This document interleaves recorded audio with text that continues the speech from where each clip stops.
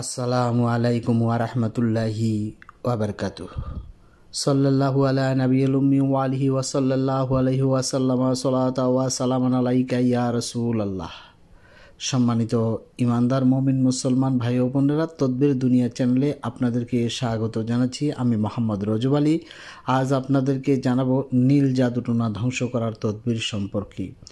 এতদিন যাবৎ আপনারা শুনেছেন ব্ল্যাক ম্যাজিক বা কালো জাদুর কথা। আজ আপনাদেরকে জানাবো নীল জাদুটোনা কীভাবে ধ্বংস করবেন সেই সম্পর্কে। তবে তার আগে বলে রাখি, আপনি যদি আজ প্রথম আমার চ্যানেলটি দেখে থাকেন তাহলে চ্যানেলটিকে সাবস্ক্রাইব করে দিন, পাশে থাকা বেল আইকনটি বাজিয়ে দিন এবং অল সিলেক্ট করে দিন। আর ইতিমধ্যে যারা আমার চ্যানেলটি সাবস্ক্রাইব করেছেন আপনাদেরকে জানাই অসংখ্য ধন্যবাদ।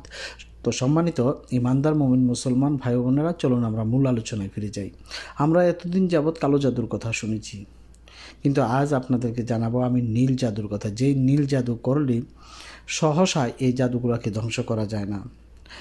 যদি কোনো ব্যক্তি জাদুগ্রস্ত হয়ে পড়ে, কোনো আমল দ্বারাই ভালো না হয়, তাহলে আপনারা এই আমলটি করবেন। আমি এখন যে আমলটির কথা বলবো এটি অধিকতর পরীক্ষিত একটি আমল। এই আমলটি করতে হলে প্রথমে আপনাকে যে কাজটি করতে হবে, রোগীর মাথার চুল থেকে পায়ের আঙ্গুল পর্যন্ত তাকে নীল রঙের 11টি সুতা নিতে হবে। 11টি সুতা নিয়ে, নীল রঙের সুতা নিয়ে এই মাথার চুল থেকে পায়ের আঙ্গুলি পর্যন্ত দাঁড় করিয়ে তার একটা পরিমাপ নেবেন।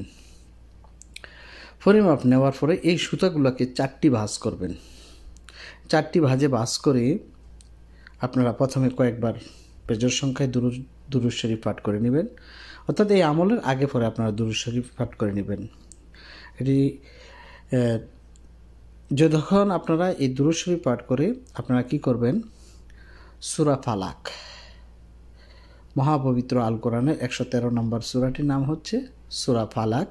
এই সূরা ফালাক সূরাটি আপনারা, সূরা ফালাক সূরা জানেন না এমন কোনো ব্যক্তি খুঁজে পাওয়া যাবে না। যেহেতু আমরা মুসলমান, প্রত্যেকেরই আমাদের এই বিষয়টি জানা আছে যে সূরা ফালাক সম্পর্কে। আপনারা এই সূরা ফালাক 11 বার পাঠ করবেন, 11টি গিট দিবেন এই সুতাটিকে, অর্থাৎ 11 নাল সুতা নেবেন। এই সুতাটাকে 4 ভাঁজ করবেন। 4 ভাঁজ করার পরে একবার সূরা ফালাক পড়বেন, একটি গিটটা দিবেন। এভাবে 11 বার পাঠ করবেন, একটি ফুঁক দিবেন আর একটি গিটটা দিবেন। এইভাবে সুতাটি প্রস্তুত করে নিতে হবে।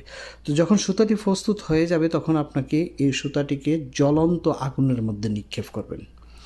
তো দেখবেন যে যদি এই নীল জাদু থেকে থাকে বা ব্ল্যাক ম্যাজিক থেকে থাকে, এই আগুনের মধ্যে যখন আপনি সুতাটি ফোড়াত দিবেন, এই সুতাটি থেকে একটি দুর্গন্ধ বের হবে। এইভাবে যতদিন পর্যন্ত এই দুর্গন্ধ বের হয় ততদিন পর্যন্ত আমলটি চালিয়ে যেতে হবে। আমি আল্লাহ তাআলার কাছে আশাবাদী, এই আমলের ফলে ইনশাআল্লাহ নীল জাদু যত কঠিনই হয়ে থাকুক না কেন তা ধ্বংস হয়ে যাবে ইনশাআল্লাহ। তো এই ছিল আজকের মতন। পরবর্তী সময়ে নতুন কোনো বিষয় নিয়ে আসবো। সে পর্যন্ত ভালো থাকুন, সুস্থ থাকুন। আসসালামু আলাইকুম ওয়া রাহমাতুল্লাহি ওয়া বারাকাতুহু।